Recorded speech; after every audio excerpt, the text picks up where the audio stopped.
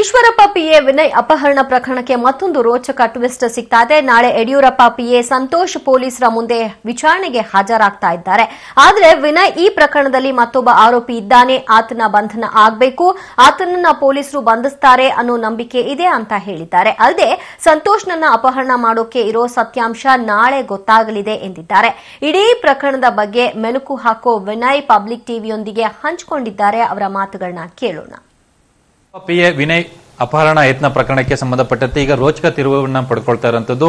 ಈಗ ಅಬ್ಸ್ಕ್ಯಾಂಡ್ ಇದ್ದಂತ ಸಂತೋಷ್ ನಾಳೆ ವಿಚಾರಣೆಗೆ ಅಂದ್ರೆ ಮಹಾಲಕ್ಷ್ಮಿ ಲೇಔಟ್ ಪೊಲೀಸರ ಮುಂದೆ ವಿಚಾರಣೆಗೆ ಹಾಜರಾಗ್ತಾ ಇರೋ ಬೆನ್ನಲ್ಲೇ ವಿನಯ್ ಅವರು ಸಹ ಈಗ ನಮ್ ಜೊತೆ ಇದ್ದಾರೆ. ಅಂದ್ರೆ ಅಪಹರಣಕ್ಕೆ ಒಳಗಾಗಿದ್ದಂತ ವಿನಯ್ ನಮ್ ಜೊತೆ ಇದ್ದಾರೆ. ಅವ್ರು ಏನ್ ಹೇಳ್ತಾರೆ ಕೇಳೋಣ. ಸರ್, ಈಗಾಗಲೇ ಸಂತೋಷ್ ಅಬ್ಸ್ಕ್ಯಾಂಡ್ ಆಗಿದ್ರು. ಅಬ್ಸ್ಕ್ಯಾಂಡ್ ಆದ ನಂತರ ಕೋರ್ಟ್ ಅಲ್ಲಿ ನಿರೀಕ್ಷಣಾ ಜಾಮೀನು ಪಡ್ಕೊಂಡಿರುವಂತದ್ದು. ಈಗ ನಾಳೆ ವಿಚಾರಣೆಗೆ ಹಾಜರಾಗ್ತಾ ಇದ್ದಾರೆ ಅಂತ ಹೇಳಿದ್ರೆ ಈಗ ಏನ್ ಅನ್ಸುತ್ತೆ ನಿಮಗೆ ಈ ಪ್ರಕರಣ ನಾಳೆ ವಿಚಾರಣೆಗೆ ಹಾಜರಾಗ್ತಾ ಇರೋ ಹಿನ್ನೆಲೆಯಲ್ಲಿ? ದಿನಾಂಕ 11/5/2017 ಅಪಹರಣ ಪ್ರಯತ್ನ ನಡೀತು. ನಾನು ಪೊಲೀಸ್ ಸ್ಟೇಷನಲ್ಲಿ ಮೀನ್ಸ್ ಅವತ್ತು ಹಾಸ್ಪಿಟ್ಲಿಗೆ ಅಡ್ಮಿಟ್ ಆದಂಥ ಸಂದರ್ಭದಲ್ಲಿ ಪೊಲೀಸರಿಗೆ ಈ ಥರ ಅಪರಿಚಿತರು ನನ್ನ ಮೇಲೆ ಹಲ್ಲೆ ಮಾಡಿ ಈ ಥರ ಮಾಡಿದರೆ ಕೂಲಂಕುಷವಾಗಿ ತನಿಖೆ ಮಾಡಬೇಕು, ತನಿಖೆ ಮಾಡಿ ನಾನು ನ್ಯಾಯ ದೊರಕಿಸ್ಕೊಳ್ಬೇಕು ಅಂತ ನಾನು ಅವರಿಗೆ ಕೊಟ್ಟಿದ್ದೆ. ಅದಾದ ನಂತರ ಅವ್ರು ಅಲ್ಲಿಂದ ಇನ್ವೆಸ್ಟಿಗೇಷನ್ ಪ್ರಾರಂಭ ಆಗಿ ಮೊದಲಿಗೆ 4 ಜನ ಅರೆಸ್ಟ್ ಆದರು. ಅದಾದ ನಂತರ 2 ಆದರು. ಅದಾದ ನಂತರ ಮತ್ತೊಬ್ಬ ಈ ಥರ ಅರೆಸ್ಟ್ ಆಗ್ತಾ ಬಂದ ಸಂದರ್ಭದಲ್ಲಿ ರಾಜೇಂದ್ರ ಅರಸ್ ಅಂತ ಒಬ್ಬ ವ್ಯಕ್ತಿನೂ ಆ್ಯಂಟಿಸೆಪ್ಟಿಕ್ ಬೇಲ್ ತೊಗೊಂಡ. ಆತ ನಾನು ಯಾವತ್ತೂ ನನ್ನ ಮುಖ ನೋಡಿಲ್ಲ, ಆತ ಪರಿಚಯ ಇಲ್ಲ, ಆದರೂ ಆತ ಆ್ಯಂಟಿಸೆಪ್ಟಿಕ್ ಬೇಲ್ ತೊಗೊಂಡು ನನ್ನ ಕೇಸಲ್ಲಿ ಬಂದಿದ್ದ. ನಾನು ಮತ್ತು ಆಶ್ಚರ್ಯ ಆಯಿತು ಏನು ನಡೀತಿದೆ ನೋಡೋಣ, ತನಿಖೆ ಯಾವ ಹಂತಕ್ಕೆ ಹೋಗುತ್ತೆ ಅಂತ ಅನ್ಕೊಂಡು ಬಂದೆ. ಅವ್ರಿಗೆ ವೈಯಕ್ತಿಕವಾಗಲಿ ನನ್ನ ಮೇಲೆ ಯಾವುದೇ ದ್ವೇಷ ಇರಲಿಕ್ಕೆ ಸಾಧ್ಯನೇ ಇಲ್ಲ.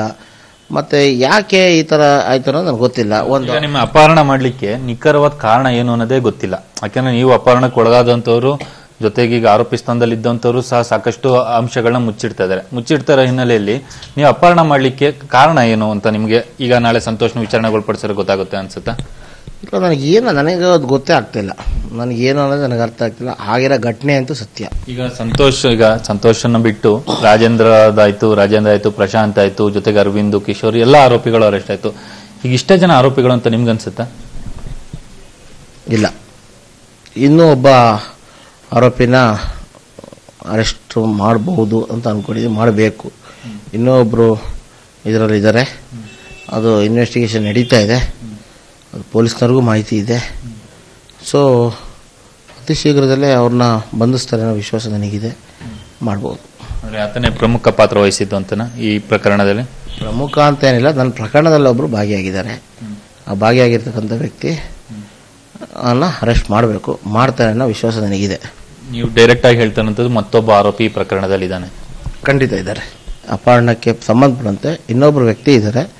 ಆ ವ್ಯಕ್ತಿನ ಬಂಧಿಸ್ತಾರೆ ಅನ್ನೋದು ನಂಬಿಕೆ ನನಗಿದೆ. ಇದಿಷ್ಟು ವಿನಯ್ ಅವರ ಮಾತು. ಅಂದ್ರೆ ಈ ಪ್ರಕರಣದಲ್ಲಿ ಸಂತೋಷ್ ಮಾತ್ರ ಆರೋಪಿ ಅಲ್ಲ, ಮತ್ತೊಬ್ಬ ಆರೋಪಿ ಇದ್ದಾನೆ. ಆತನನ್ನು ಸಹ ಪೊಲೀಸರು ಹುಡುಕ್ತಾ ಇದ್ದಾರೆ.